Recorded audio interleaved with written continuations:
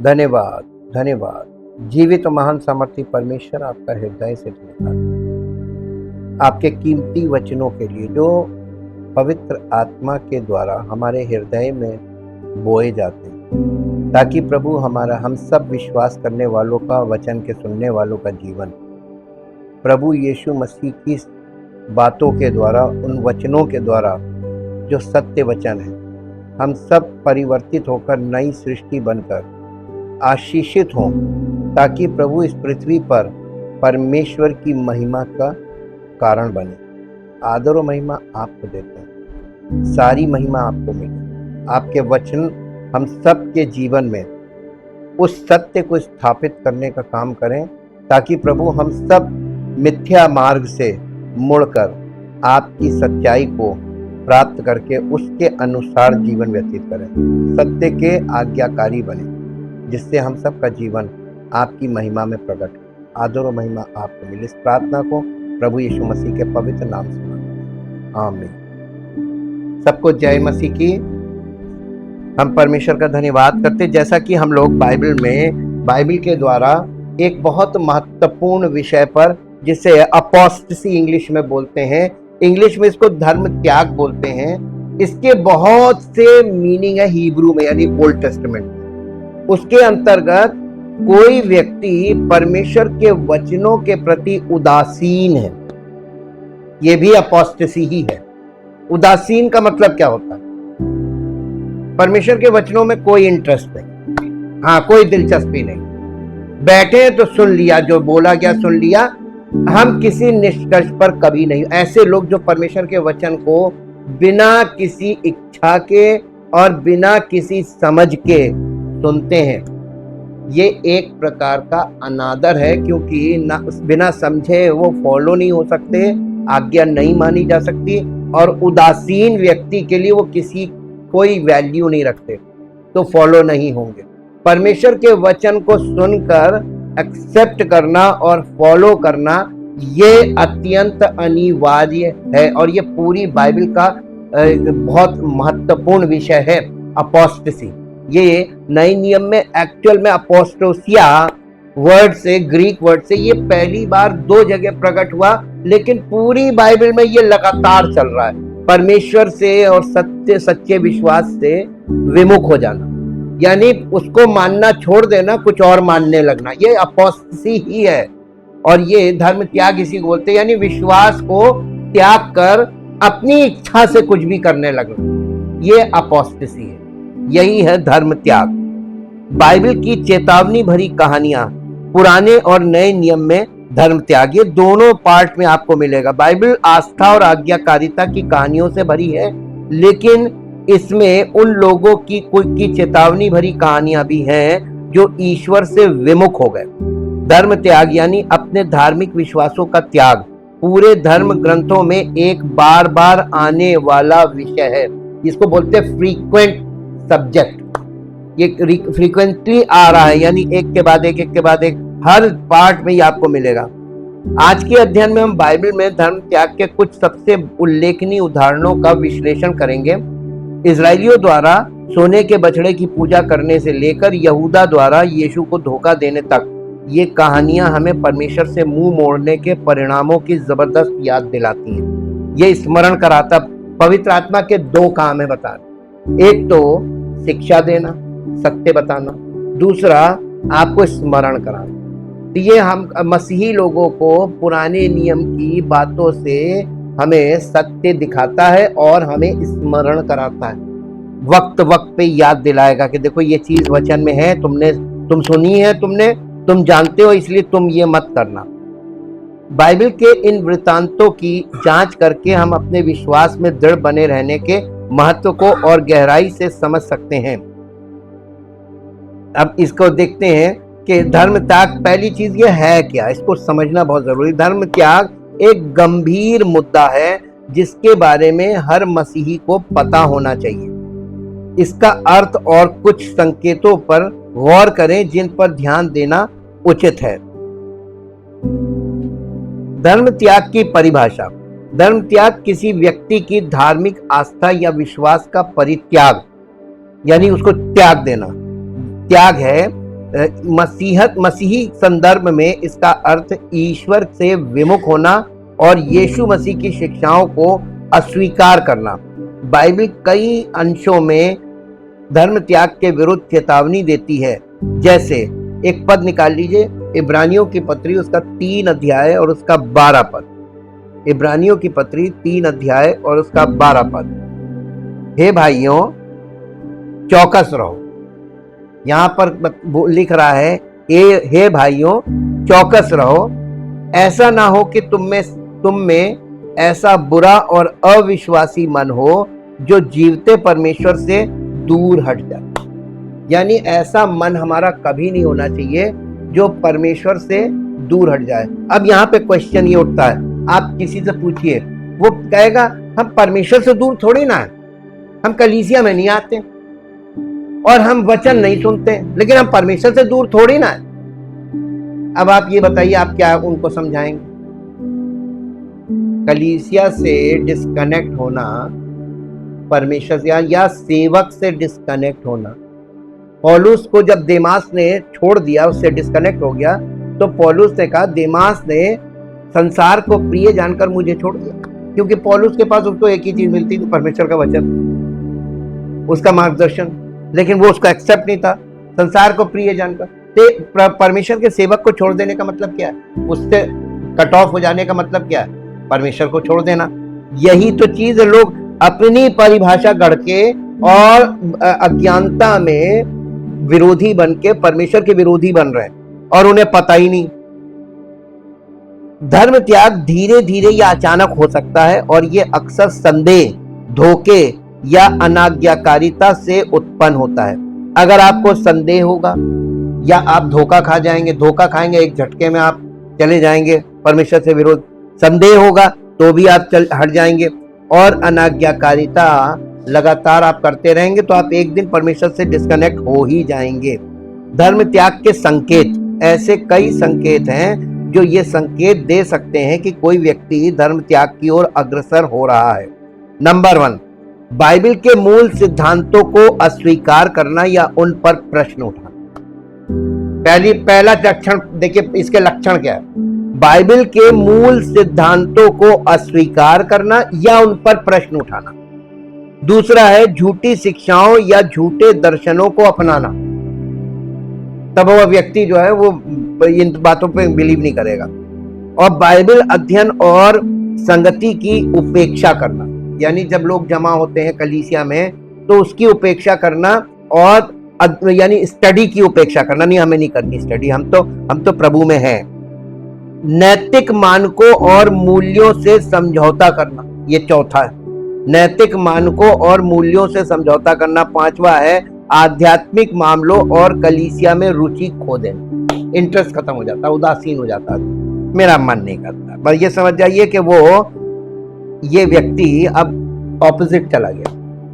और ऐसे आपको मैक्सिमम लोग मिलेंगे। मैंने अपने सेवकाई में एक बहुत लंबा समय बिताया है और मेरे से ज्यादा किसी ने देखा नहीं होगा लोगों को ऐसे सीधे चलते जब उल्टे चलने लगते हैं। उल्टा चलते हमने जैसे देखा परमेश्वर को कैसे लोग त्यागते हैं, मिनटों में त्यागते हैं, कोई वैल्यू नहीं। एक पद निकालिए, 1 तीमुथियुस 4 अध्याय।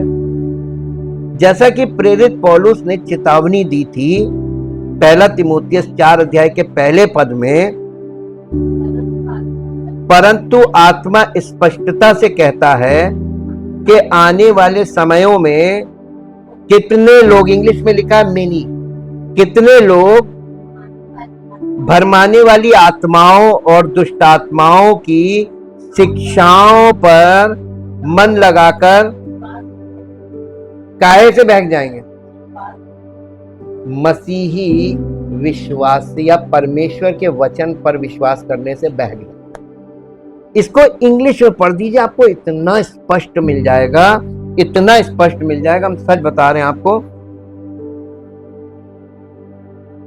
1 तीमुथियुस chapter 4 verse 1, that the Holy Spirit distinctly and expressly declares that in latter times, यानी उस समय में जब बोला था कि आने वाले समय यानी आज के समय के, in latter times some will turn away from the faith, giving attention का मतलब क्या? वो अपना ध्यान आकर्षित करेंगे किधर? Giving attention to deluding and seducing spirits and doctrines that demons teach.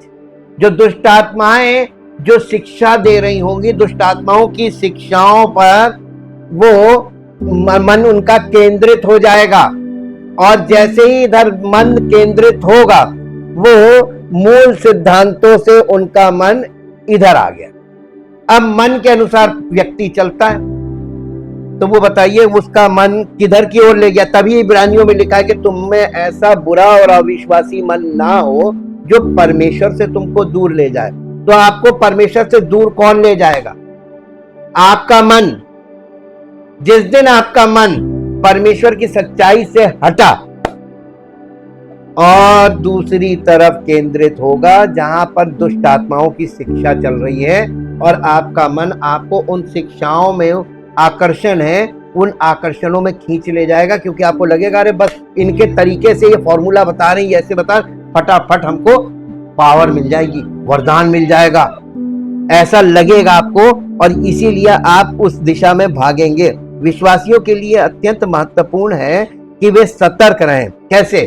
Physically नहीं, स्पिरिचुअली सतर्क रहें, परमेश्वर के वचन पर दृढ़ रहें, और धर्म त्याग में पड़ने से बचने के लिए उसके साथ घनिष्ठ संबंध बनाए रखें। परमेश्वर के साथ यानी एक अंतरंग संबंध के लिए परमेश्वर के वचन से मन में वचन भरा रहना चाहिए, और वचन में ही आप केंद्रित रहें और सच्चाई पर मन लगाए रहें।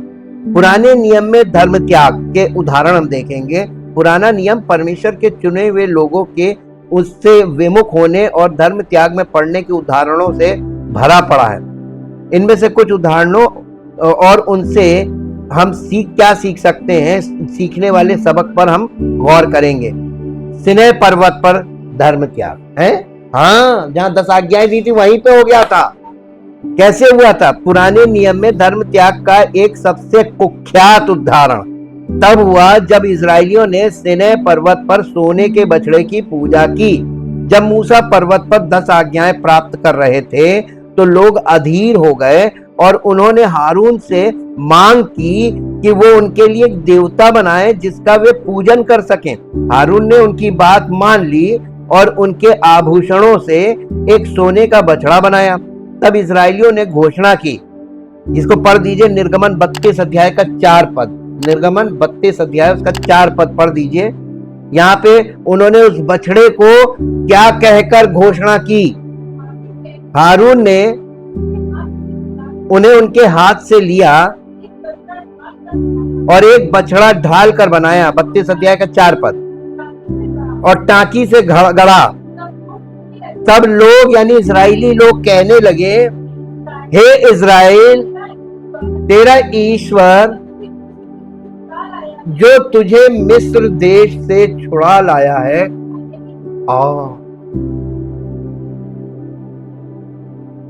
प्रत्यक्ष जिन्होंने परमेश्वर की सामर्थ को काम करते देखा, जब वो ऐसा कर सकते हैं तो हम लोग किस खेत की मूली हैं?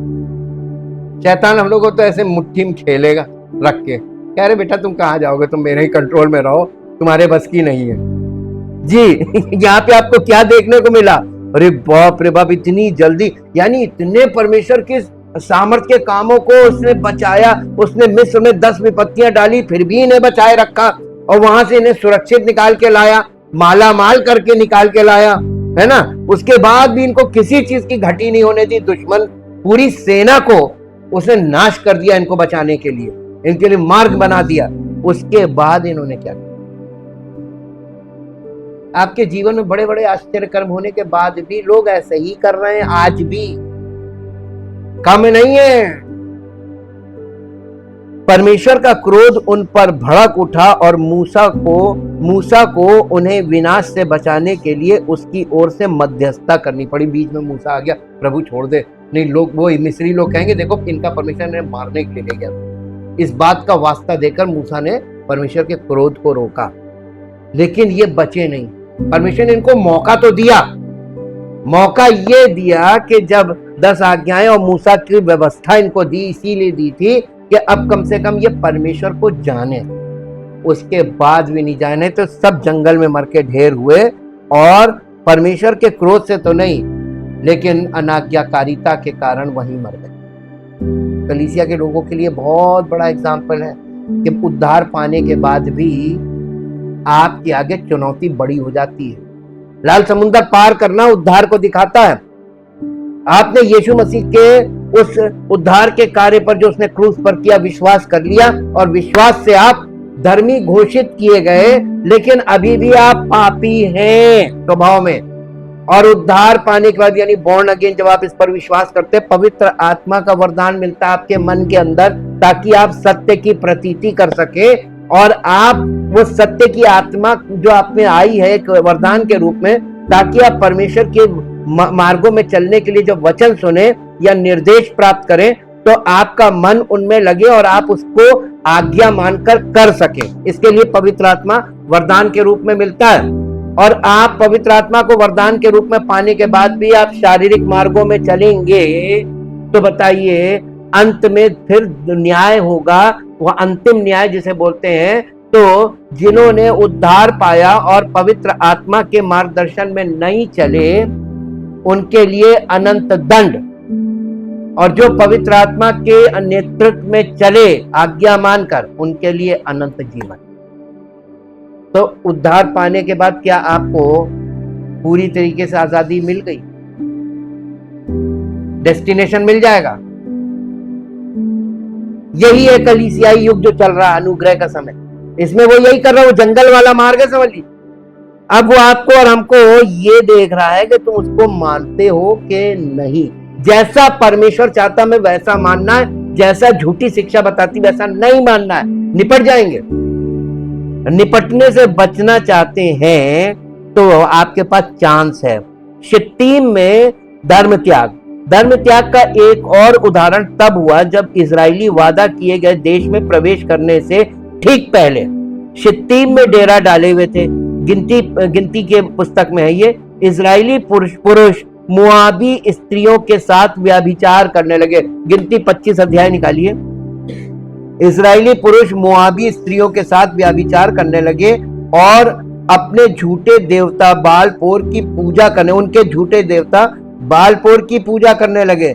इससे प्रभु का क्रोध उन पर भड़क उठा और लोगों में महामारी फैल गई, जिसमें 24,000 लोग मारे गए। हारून के पोते पीनहास, प्रभु का क्रोध भड़का, 24,000 लोग मारे गए। हारून के पोते पीनहास द्वारा साहस पूर्वक एक इजरायली पुरुष और एक मिद्यानी स्त्री को मार डालने के बाद ही महामारी रुकी। उसने मार डाला उन लोगों को, तब महामारी रुकी। परमेश्वर इतना क्रोधित हो गया, 24,000 लोग मरे।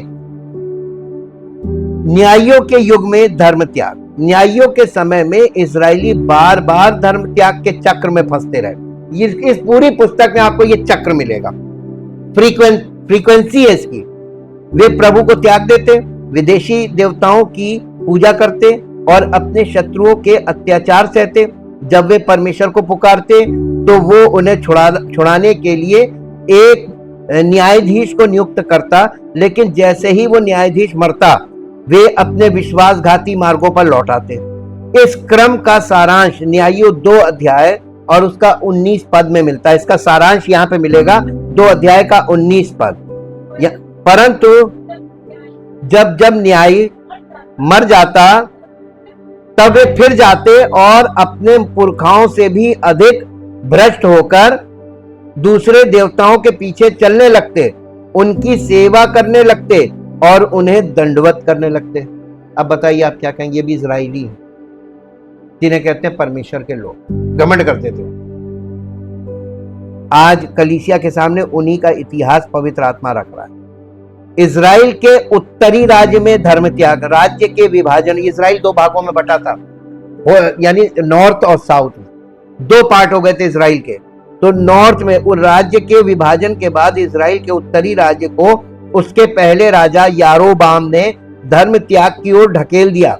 अपने लोगों को यरूशलेम में आराधना करने से रोकने के लिए यारोबाम ने 2 सोने के बछड़े स्थापित किए और घोषणा की। पढ़ दीजिए पहला राजा 12 अध्याय और उसका 28 पद। पहला राजा 12 अध्याय और उसका 28 पद। जी, पहला राजा 12 अध्याय 28 पद।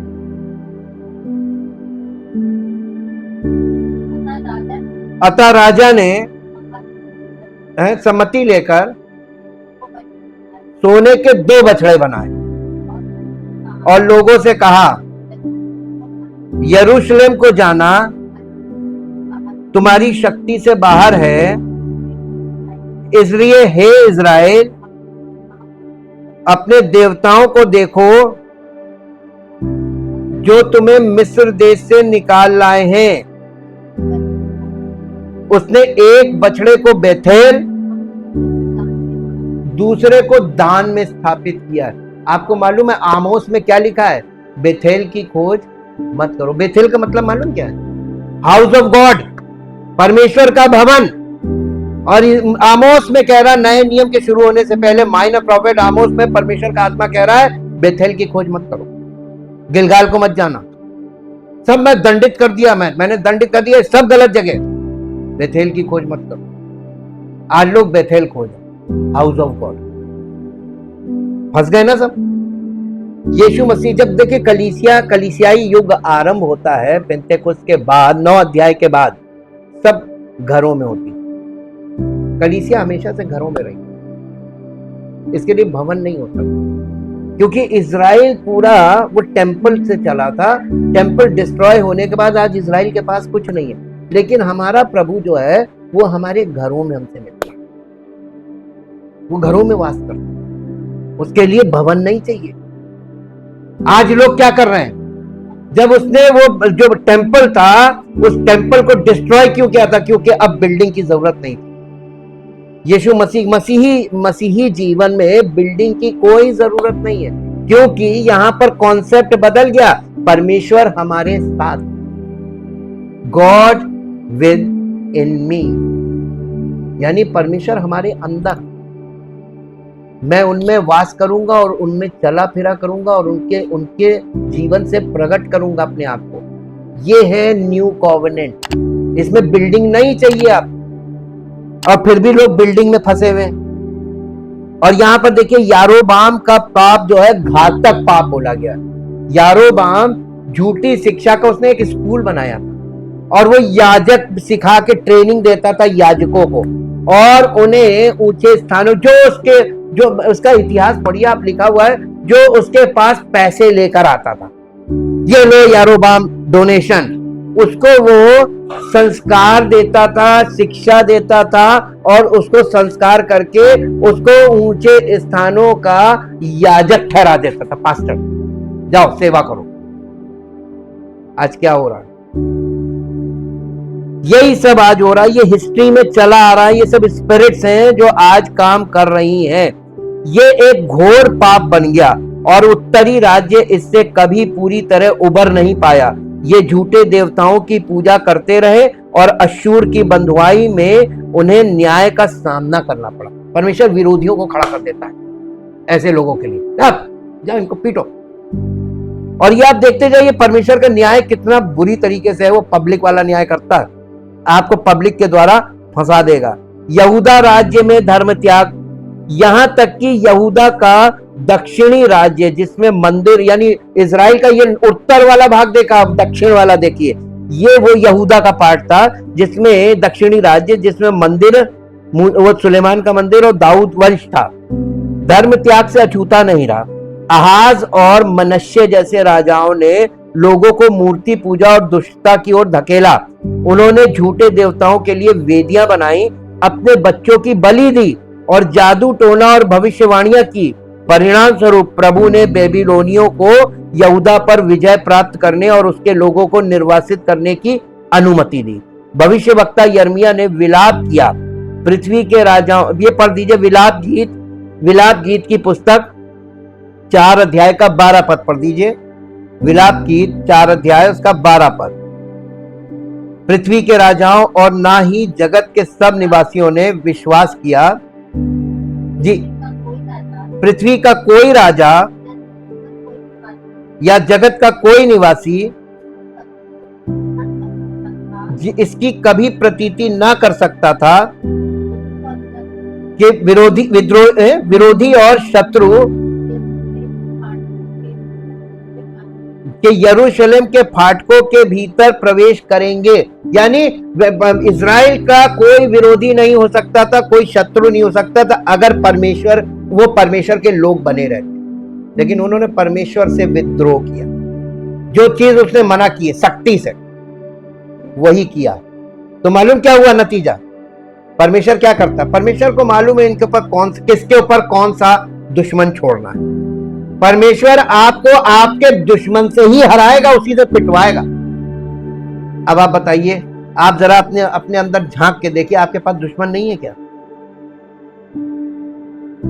दाऊद कहने लगा मेरे दुश्मन मेरे बालों से भी ज्यादा है, बालों की गिनती से भी ज्यादा है। उसका बचे रहने का कारण उसकी भक्ति नहीं थी, उसका समर्पण था। परमेश्वर को समर्पित जीवन, यह है बचने का कारण। धर्म त्यागी व्यक्तियों के उदाहरण, बाइबल में ऐसे कई लोगों के उदाहरण हैं जिन्होंने परमेश्वर से मुंह मोड़ लिया और धर्म त्याग अपना लिया। इनमें से कुछ व्यक्तियों और उनकी कहानियों से हम सीखे जाने वाले सबक पर गौर करें। राजा सुलेमान, अपनी बुद्धि के लिए प्रसिद्ध राजा सुलेमान अंततः ईश्वर भक्ति से भटक गया। बुद्धि, धन और शक्ति से संपन्न होने के बावजूद सुलेमान ने यहोवा की दृष्टि में बुरा किया और अपने पिता दाऊद की नाई यहोवा के पीछे पूरी तरह नहीं चला। पहला राजा 11 अध्याय और उसका 6 पद। बहुत बार आप ये देखते होंगे कि आज के प्रचारक पुराने नियम के कैरेक्टर्स को फॉलो करने के लिए उनको आदर्श बनाते हैं। जैसे दाऊद आत्मा में नाचता था, हम भी नाचे गाएंगे। जैसे मरियम ने खंजड़ी बजाई थी, हम भी बजाएंगे। आप उन कैरेक्टर्स को क्यों फॉलो करने के लिए बोल रहे हैं? उन्हें महिमा मंडित क्यों करने, जिनके बारे में बाइबल कह रही है ये सब फेलियर रहे विश्वास। जब आप किसी को आइडोलाइज करते हैं ना, उसके गुण और अवगुण दोनों ग्रहण होते। ये स्पिरिचुअल है, स्पिरिचुअल बात बोल रहे हैं जी। पहला राजा 11 अध्याय उसका 6 पद। इस प्रकार सुलेमान ने वो किया जो यहोवा की दृष्टि में बुरा है और यहोवा के पीछे अपने पिता दाऊद के समान पूरी रीति से नहीं चला। इसका मतलब दाऊद के समान चला, हाफ हार्टेड, पूरी रीति से नहीं चला। देखिए, ये परमेश्वर ये भी साथ साथ दिखा रहा है कि जो आत्मिक जीवन में कोई भी व्यक्ति, उसका बच्चा वैसा नहीं चलेगा जैसा बाप चला। ये ऐसी गद्दी नहीं है कि जिसके बाद हारून के बाद हारून का बेटा बैठेगा। ये सेवकाई, मसीह की सेवकाई ऐसी गद्दी नहीं है कि हमारे बाद हमारा बेटा है। प्रभु जिसको चाहेगा वो आएगा, है ना? इसमें गद्दी ऐसी नहीं। इसीलिए ऐसा होता है कि वो उसका बेटा उसके बिल्कुल विपरीत चलता है। उसकी अनेक विदेशी, इसके बारे में, सुलेमान के बारे में बहुत कटु सत्य है कि उसकी अनेक विदेशी पत्नियों ने उसका मन अन्य देवताओं की ओर मोड़ दिया, जिससे उसके राज्य का पतन हो गया।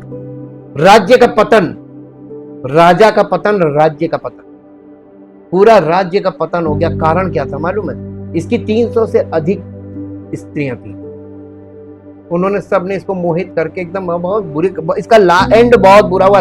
जब ये परमेश्वर से और परमेश्वर के वचन से, परमेश्वर के मार्गों से विमुख हुआ, उस समय इसने एक पत्री लिखी। जब परमेश्वर के साथ साथ चल रहा था, पवित्र आत्मा की अगुवाई में चल रहा था, नीति वचन की पुस्तक लिखी।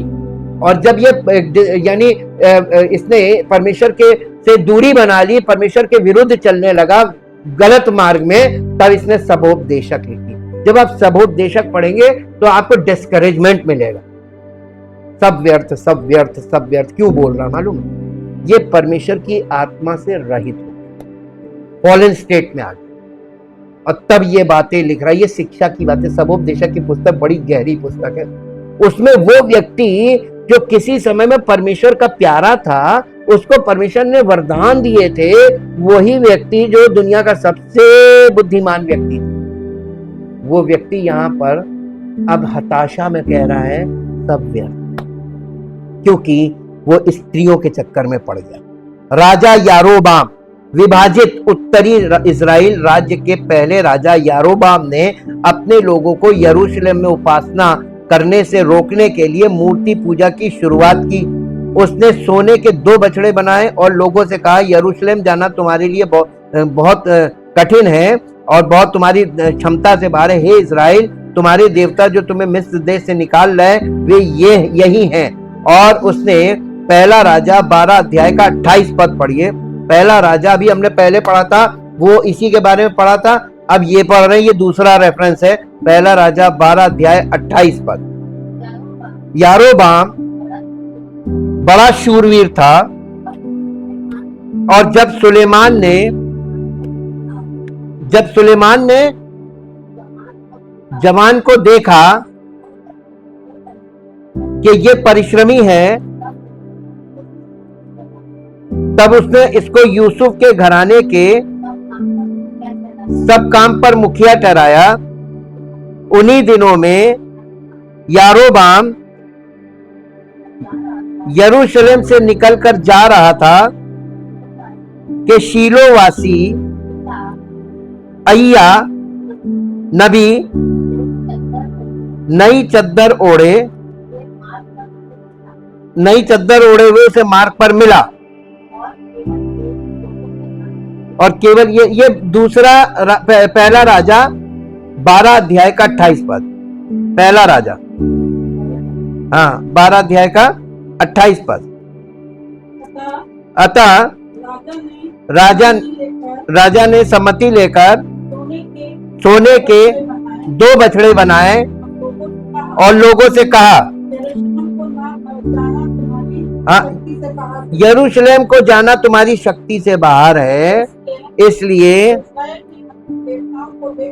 इज़राइल अपने देवताओं को देखो जो तुम्हें मिस्र देश से निकालना है। अब बताइए, सच्चाई सिखा रहा कि गलत सिखा रहा? इसकी आत्मिक मीनिंग है, आरंभ से देखिए एक ही चीज आ रही है। अच्छा, इसका 25 पद से पढ़िए, ऊपर हेडिंग होगी, यारोबाम का मूर्ति पूजा चलाना। तब यारोबाम अप्रैम के पहाड़ी देश के शेकेम नगर को दृढ़ करके उसमें रहने लगा।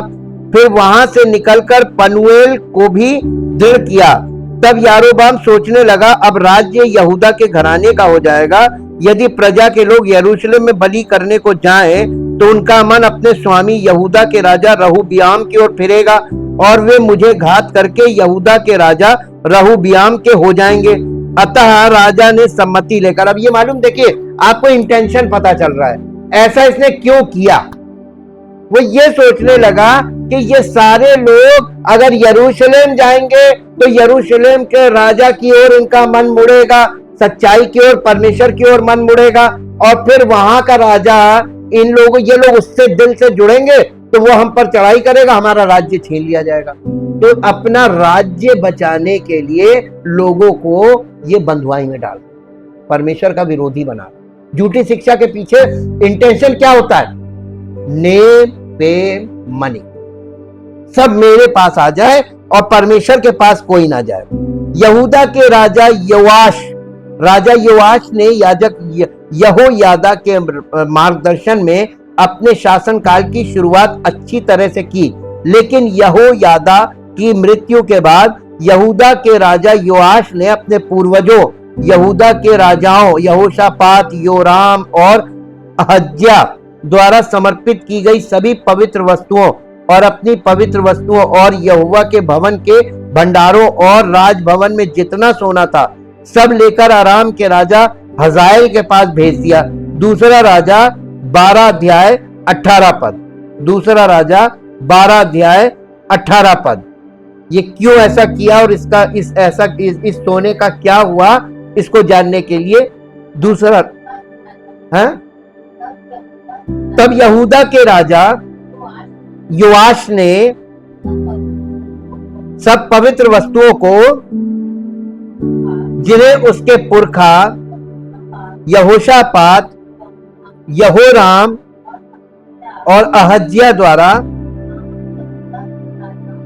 नामक यहूदा के राजाओं ने पवित्र किया था, और अपनी पवित्र की हुई वस्तुओं को भी, और जितना सोना यहोवा के भवन के भंडारों में और राजभवन में मिला, वो सबको लेकर अराम के राजा हजाएल के पास भेज दिया, और वो यरूशलेम के पास से चला गया। योआश परमेश्वर से विमुख हो गया और मूर्ति पूजा में लग गया, जिससे उसका पतन हो गया। मूर्ति पूजा की एक खास बात आप देखिएगा, जो आप लोग बारीक नहीं पकड़ पा रहे। मूर्ति पूजा में सोना चढ़ाने का आज से नहीं, प्राचीन काल से ये ट्रेंड चला, और आज भी लोग सोना चढ़ाते हैं। यहूदा इस्करियोती, यीशु के 12 शिष्यों में से एक यहूदा इस्करियोती ने 30 चांदी के सिक्कों के लिए उन्हें धोखा दिया। यीशु के करीबी लोगों में से एक होने के बावजूद यहूदा ने लालच और मोह भंग को अपने दिल में जड़ पकड़ने दी। तब 12 में से एक, जिसका नाम यहूदा इस्करियोती था, महायाजकों के पास गया और कहा, यदि मैं उसे तुम्हारे हवाले कर दूं तो तुम मुझे क्या दोगे? उन्होंने उसे चांदी के 30 सिक्के गिन कर दिए। मत्ती रचित सुसमाचार 26 अध्याय उसका 14 और 15 पद पढ़ के देख लीजिए। मत्ती 26 अध्याय का 14। तब यहूदा इस्करियोती ने, जो 12 चेलों में से एक था, प्रधान याजकों के पास जाकर कहा, यदि मैं उसे तुम्हारे हाथ पकड़वा दूं तो मुझे क्या दोगे? उन्होंने उसे 30 चांदी के सिक्के तौल कर दे दिए, और वो उसी समय से वो एक अवसर ढूंढ रहा था कि कब पकड़वाऊं, मौका ढूंढ रहा था कि कब पकड़वाऊं। यहूदा के धर्म त्याग के कारण यीशु को सूली पर चढ़ाया गया और उनका दुखद अंत हुआ। तो ये चीज ऐसी चली आ रही है। देमास, पौलुस के सहकर्मी देमास ने रोम में अपनी दूसरी कैद के दौरान अपना विश्वास त्याग दिया और पौलुस को छोड़ दिया। पौलुस लिखते हैं दूसरा तीमुथियुस 4 अध्याय का 10 पद में, क्या लिखा है पढ़िए। दूसरा तीमुथियुस 4 अध्याय का 10 पद। जी, दूसरा तीमुथियुस 4 अध्याय का 10 पद। क्योंकि देमास ने इस संसार को प्रिय जानकर मुझे त्याग दिया और थिस्सलुनीके को चला गया है। संसार के प्रति देमास के प्रेम ने मसीह और सुसमाचार सेवकाई के प्रति उसकी प्रतिबद्धता को पीछे छोड़ दिया, जो परमेश्वर के प्रति हमारी भक्ति में निष्ठावान बने रहने की चेतावनी के रूप में कार्य करता है। नए नियम की कलीसिया में धर्म त्याग, नए नियम की कलीसिया में भी देखिए कैसे आपको फिर दिखाते, धर्म त्याग केवल पुराने नियम तक ही सीमित नहीं था, ये प्रारंभिक कलीसिया में भी घुस आया। नया नियम झूठे शिक्षकों, विधर्मियों और उत्पीड़न के बारे में चेतावनी देता है, जिसके कारण कुछ लोग विश्वास से विमुख हो गए। तो नए नियम में तो बहुत ज्यादा हो गया आज के युग में, क्योंकि अब कोई अथॉरिटी है नहीं जो शुद्धता बनाए रखे। अब तो सब अपने मन के हो गए, अपना प्रचार, अपनी शिक्षा, अपने मन से सब खड़े हुए जा रहे हैं और बाइबल के मूल तत्व को यानी बेशकल कर दिया, ऐसा भद्दा कर दिया कि आज निंदा हो रही है परमेश्वर। नए नियम की कलीसिया में ये जो हो रहा है, झूठे शिक्षक और विधर्म। प्रारंभिक कलीसिया के झूठे शिक्षकों के खतरे का सामना करना पड़ा, जिन्होंने विनाशकारी विधर्म फैलाए। दूसरा पत्रस 2 अध्याय उसका पहला और दूसरा पद पढ़ दीजिए। दूसरा पत्रस 2 अध्याय, जिस प्रकार उन लोगों में, किन लगे, इस्राएलियों में झूठे भविष्यवक्ता थे, उसी प्रकार तुम में भी, यानी कलीसियाओं में, मसीही लोगों में झूठे उपदेशक होंगे जो नाश करने वाले पाखंड का उद्घाटन छिप छिप कर करेंगे और उस स्वामी का जिसने उन्हें मोल लिया है इनकार करेंगे और अपने आप को शीघ्र विनाश में डाल देंगे। और बहुत से लोग उनके नाश करने वाले मार्गों पर चलेंगे जिनके कारण सत्य के मार्ग की निंदा होगी। आज बताइए क्या हो रहा है? सत्य के मार्ग की निंदा क्यों हो रही है? ये सब झूठे खड़े हुए हैं। इनकी जिंदगी में इनका चरित्र, आपको चरित्र देखना नहीं आता है, कानून को चरित्र देखना आता है। हमारे यहाँ का कानून ऐसे लोगों के चरित्र को देखकर इनको दंडित करता है और उनके समर्थक खड़े हो जाते हैं, इनके साथ गलत हो रहा, इनके साथ गलत हो रहा। यहाँ पे आप देखेंगे वचन में मसीही चरित्र कहीं नहीं है। और मसीही चरित्र का सबसे महत्वपूर्ण पॉइंट क्या है मालूम है? निस्वार्थ प्रेम। वो कहीं नहीं दिखेगा आपको, ट्रेडमार्क है वो। और सब खड़े हो जाए, इन झूठी शिक्षाओं में शामिल हैं ये सब, ये इन लोगों के, इनके साथ ये लोग सब फंसेंगे। ज्ञानवाद, देखिए झूठी शिक्षाओं में क्या क्या चीज शामिल है। ज्ञानवाद, एक ऐसा विश्वास जो बाइबल की सच्चाई की बजाय गुप्त ज्ञान पर जोर देता है। ये special teaching, special messenger, special teaching, ये चीज जो है, ये एक ऐसी थ्योरी चलती है, डॉक्ट्रिन है। ये डॉक्ट्रिन गलत है, झूठी शिक्षा है। यहूदीकरण करने वाले वे लोग जो उद्धार के लिए यहूदी कानून का पालन करने पर जोर देते हैं। एंटिनोमियनवाद, ये विचार की अनुग्रह पापपूर्ण जीवन की अनुमति देता है। मालूम ये कलीसियाओं की शिक्षाएं हैं, डॉक्ट्रिन के अनुग्रह जो है वो पापपूर्ण जीवन की अनुमति देता है। सब कुछ करो, कुछ नहीं, अनुग्रह। ये कलीसियाओं में चल रही है शिक्षाएं, ये सब झूठी शिक्षाओं का आधार है। और ये आज बहुत बुरी तरीके, इसीलिए तो लोग आज्ञा नहीं मान रहे, समर्पण कोई नहीं कर रहा। सच्चे सुसमाचार की लोगों ने दजिए, कोई किसी को चाहिए ही नहीं जब झूठे से काम चल रहा है। दुआएं चल रही बड़ी बड़ी, उनको रास्ता मिल गया ना कि अरे हम दुआ करेंगे और हम वहां जाएंगे जहां दुआ होती है, हम फास्टिंग करेंगे, हम ये करेंगे। वो इन चीजों में जाके लिप्त, सत्य को छोड़ दिया। पौलुस ने तीमुथियुस को उन लोगों के विषय में चेतावनी दी जो भरमाने वाली आत्माओं और दुष्ट आत्माओं की शिक्षाओं पर ध्यान देकर विश्वास से भटक जाते हैं। पहला तीमुथियुस 4 अध्याय का पहला पद। उत्पीड़न और पतन, प्रारंभिक कलीसिया को तीव्र उत्पीड़न का सामना करना पड़ा, जिसके कारण कुछ लोगों ने अपना विश्वास त्याग दिया। मत्ती रचित सुसमाचार 24 अध्याय उसका 9 और 10 पद पढ़ दीजिए। मत्ती 24 अध्याय का 9 और 10 पद। यहां पर यीशु मसीह चेतावनी दे रहे हैं। तब वे क्लेश देने के लिए, दिलाने के लिए तुम्हें पकड़वाएंगे और तुम्हें मार डालेंगे, और मेरे नाम के कारण सब जातियों के लोग तुमसे बैर रखेंगे। तब बहुत से लोग ठोकर खाएंगे, एक दूसरे को पकड़वाएंगे और एक दूसरे से बैर रखेंगे। कहां गया वो मसीही प्रेम? आज के युग में दिख रहा कहीं? ये देख लीजिए, ये यीशु मसीह ने बताया था। उत्पीड़न के कारण धर्म त्याग के उदाहरणों में शामिल है देमास, एक सहकर्मी जिसने पौलुस को छोड़ दिया क्योंकि वो इस वर्तमान संसार को प्रिय था। दूसरा तीमुथियुस 4 अध्याय का 10 पद हम पढ़ चुके हैं।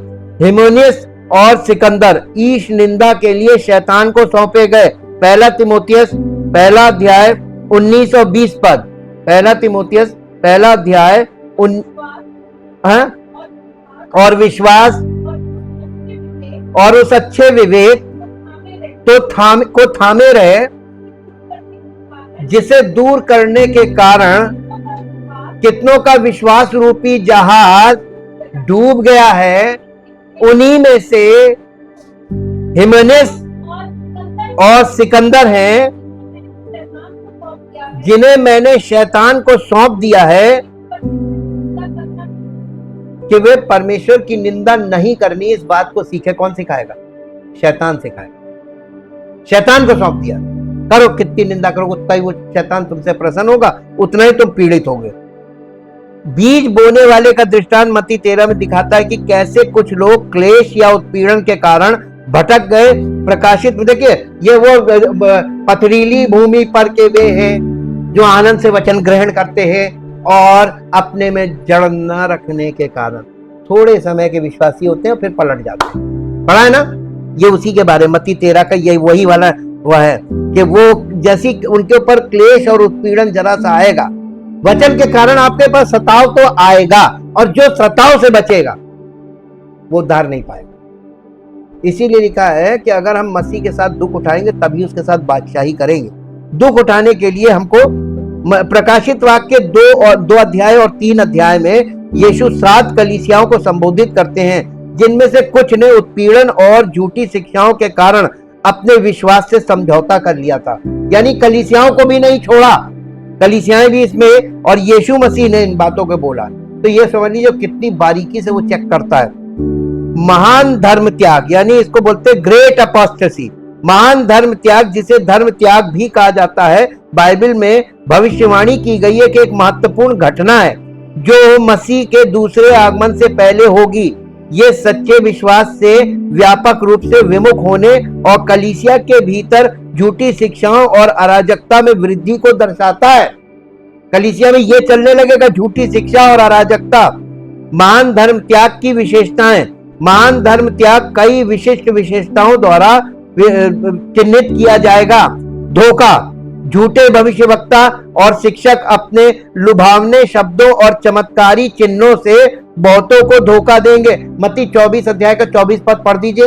ये होगा आज के इस युग में, अब कलीसिया में ये होगा।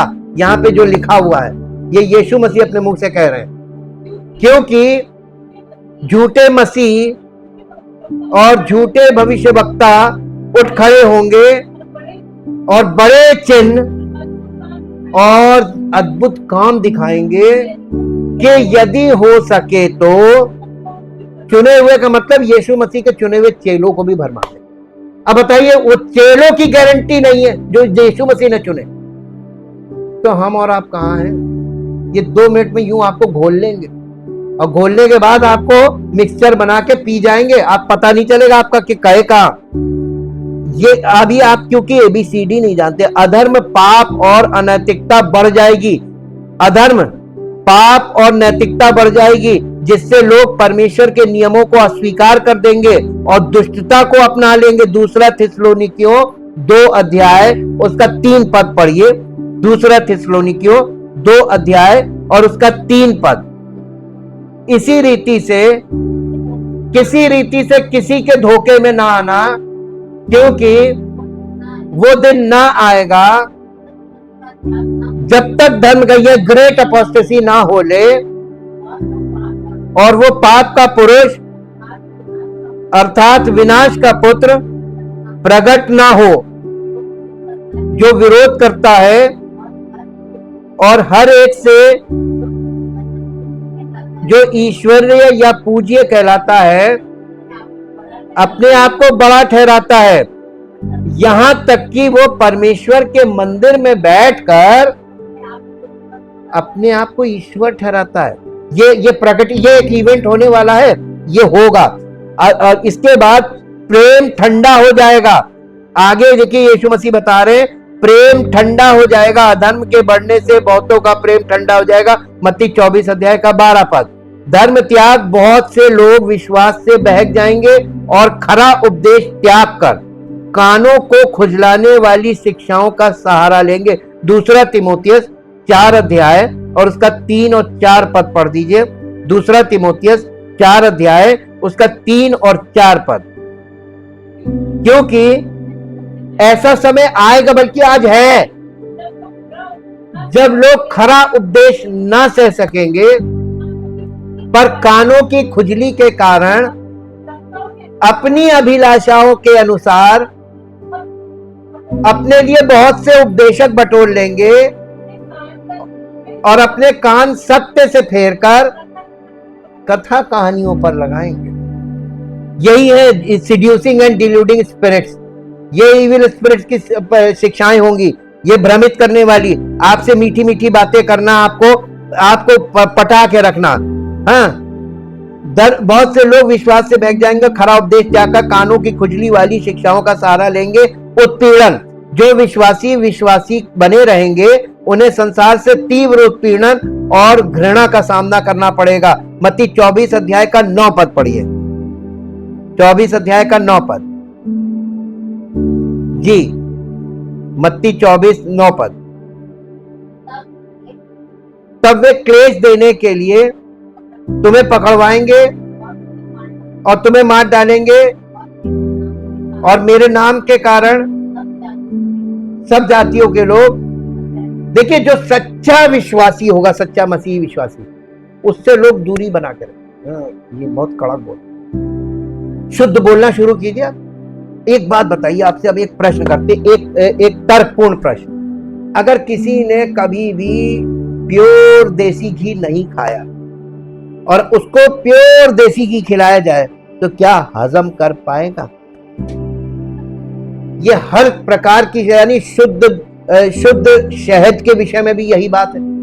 कोई भी चीज एकदम प्योर कभी किसी ने नहीं खाई और अगर उसको थोड़ा सा प्योर दे दोगे तो वो झेल नहीं पाएगा। इसीलिए यीशु मसीह ने कहा था कि पुरानी मशक में नया दाख मधु नहीं भरना, फट जाएगी। तो ये मसीह की शिक्षा उन लोगों में कभी भी नहीं जाएगी जो पहले से गड़बड़ हैं, जिन्होंने झूठी शिक्षा को अपना रखा है सत्य के मामले में। अधर्म का आदमी, महाधर्म त्याग का एक प्रमुख पात्र, अधर्म का पुरुष, ये एंटी क्राइस्ट को बोला गया, अधर्म का पुरुष है, जिसे मसीह विरोधी भी कहा जाता है।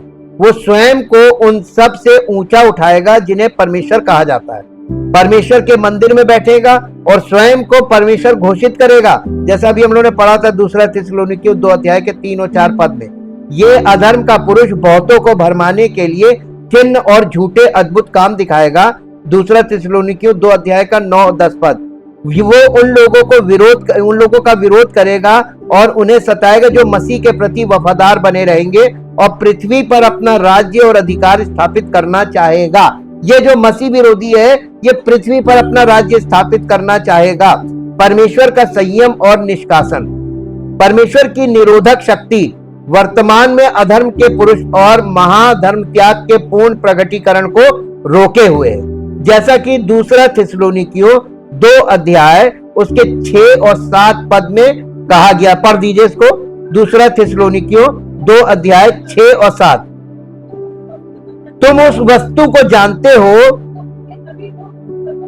जो उसे अभी रोक रहा है कि वो अपने ही समय में प्रकट हो, क्योंकि अधर्म का भेद अब भी कार्य करता जा रहा है,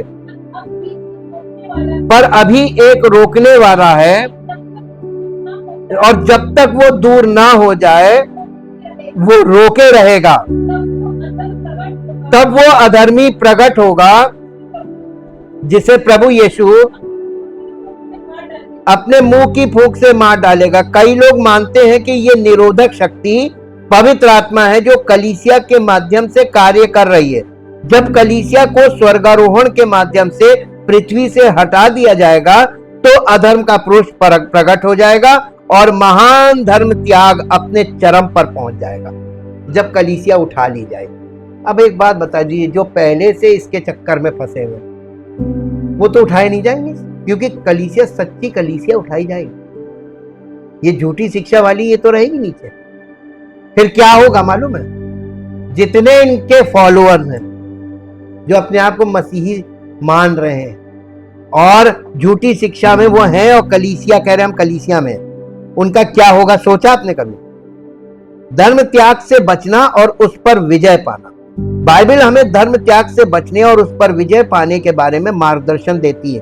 अविश्वास के संकेतों को पहचान कर उसके परिणामों पर विचार करके और दुष्ट प्रभावों से दूर रहकर हम अपने विश्वास की रक्षा कर सकते हैं। ऐसों से जब तक आप कट ऑफ नहीं होंगे आप अपने विश्वास की रक्षा कर नहीं पाएंगे और प्रभु का पूरा अनुग्रह आप पर कभी नहीं होगा, क्योंकि आप एक तरफ गलत जगह से जुड़े रहे और एक तरफ प्रभु और एक तरफ प्रभु विरोधी ना, एक तरफ होना पड़ेगा। यही बात हम लोग को सीखने को मिल रही है। अविश्वास को पहचानना, धर्म त्याग से बचने का एक तरीका है अपने जीवन में अविश्वास के संकेतों को पहचानना। इनमें शामिल हो सकते हैं ईश्वर की भलाई या संप्रभुता पर संदेह करना और बाइबल अध्ययन की उपेक्षा करना, यानी बाइबल स्टडी की उपेक्षा करना। अरे ठीक है, हमको नहीं चाहिए। हाँ, आध्यात्मिक विकास की अपेक्षा सांसारिक गतिविधियों को प्राथमिकता देना, बाइबल के मूल्यों और नैतिकता से समझौता करना। जैसा कि इब्रानियों 3:12 चेतावनी देता है, भाइयों चौकस रहो, ऐसा ना हो कि तुम में ऐसा बुरा और अविश्वासी मन हो जो जीवते परमेश्वर से दूर हट जाए। हमें नियमित रूप से अपने हृदय की जांच करनी चाहिए और किसी भी अविश्वास के लिए पश्चाताप करना चाहिए। परिणामों पर विचार करें। धर्म त्याग के परिणामों पर विचार करने से हमें अपने विश्वास में दृढ़ रहने की प्रेरणा मिल सकती है। बाइबल बताती है कि जो लोग परमेश्वर से दूर हो जाते हैं उन्हें चुनौतियां झेलनी पड़ती हैं। आध्यात्मिक मृत्यु कैसे हुई? परमेश्वर के वचन से जरा सा वो हुए थे आध्यात्मिक मृत्यु, परंतु जो भोग विलास में पहला तिमोथियस 5 अध्याय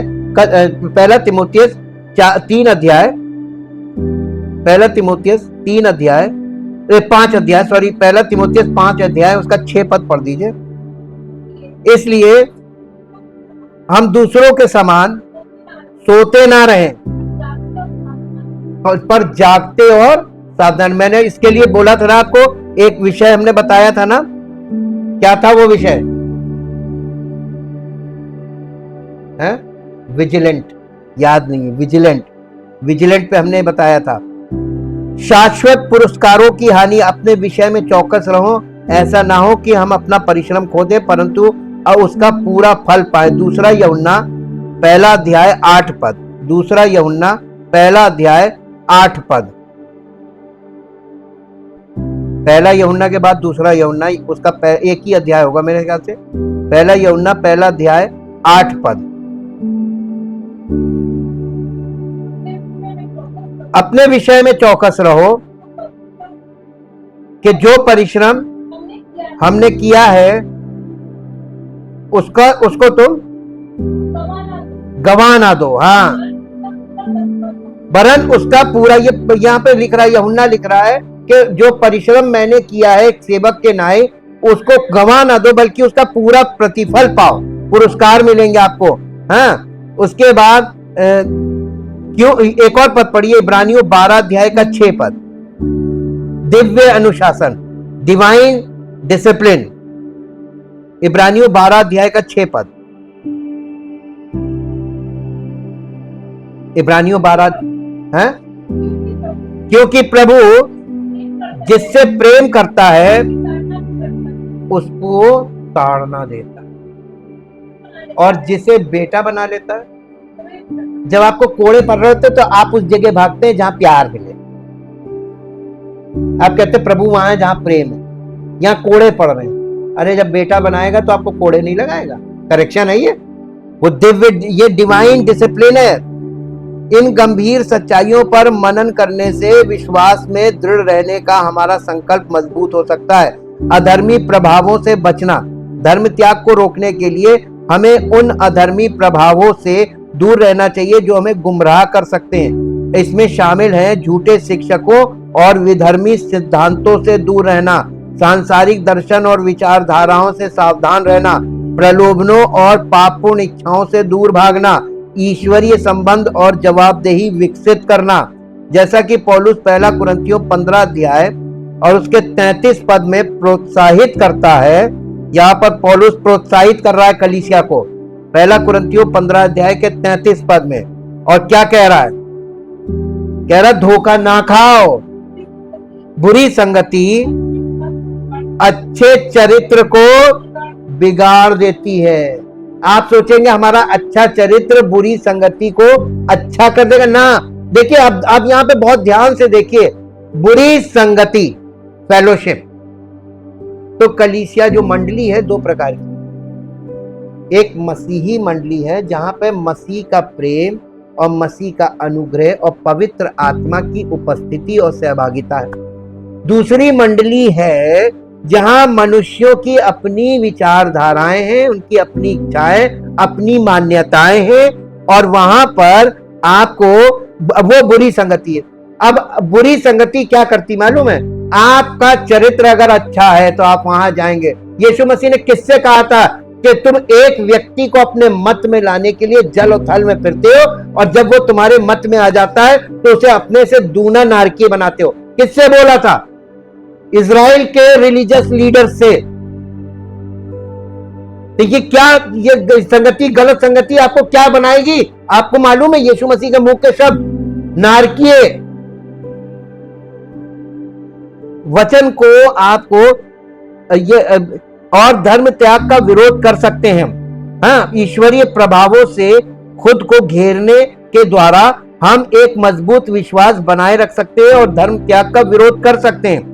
बाइबल में धर्म त्याग के उदाहरण और मुझे अपने विश्वास में दृढ़ रहने के महत्व की सशक्त याद दिलाते हैं। इस्राएलियों द्वारा सोने के बछड़े की पूजा से लेकर यहूदा द्वारा यीशु के साथ विश्वासघात तक, ये कहानियां परमेश्वर से विमुख होने के भयानक परिणामों को उजागर करती है। ये कहानियां मुझे और आपको विश्वास के संकेतों को पहचानने, धर्म त्याग के परिणाम पर विचार करने और धर्मी प्रभावों से बचने के लिए सतर्क रहने की आवश्यकता पर भी जोर देती है। अपनी आध्यात्मिक यात्रा में आगे बढ़ते हुए हमें परमेश्वर के वचन में स्थिर रहना होगा, ईश्वरीय संबंध विकसित करने होंगे और धर्म त्याग में पड़ने के सदैव मौजूद खतरे के प्रति सचेत रहना होगा, और बाइबल के उदाहरणों से सीखकर और उनके पाठों को अपने जीवन में लागू करके हम अपने विश्वास को मजबूत कर सकते हैं और परमेश्वर की आज्ञाकारिता में चलने के लिए प्रतिबद्ध रह सकते हैं, चाहे हमारे सामने कितनी भी चुनौतियां या प्रलोभन क्यों ना आए। Thank you Lord. जीवित महान सामर्थी परमेश्वर, दिल से आपका धन्यवाद करते हैं आपके इन पवित्र वचनों के लिए, इन कीमती वचनों के लिए जो हमारे जीवन को हीरे की तरह प्रकाशमान कर सकते हैं, जिनसे हम सब विश्वास करने वालों का जीवन प्रभु यीशु मसीह की महिमा को प्रकट करने योग्य हो। हम आपका धन्यवाद करते हैं और आपसे विनती करते हैं प्रभु कि आप हमें दंडित करते हैं, क्योंकि आप हमें बेटा जब बना लेते तो हमें कोड़े लगाते हैं, ताकि प्रभु हम सब का जीवन आपकी महिमा की योग्य हो और सारी महिमा आपको मिले। प्रार्थना को प्रभु यीशु मसीह के पवित्र नाम में आमीन।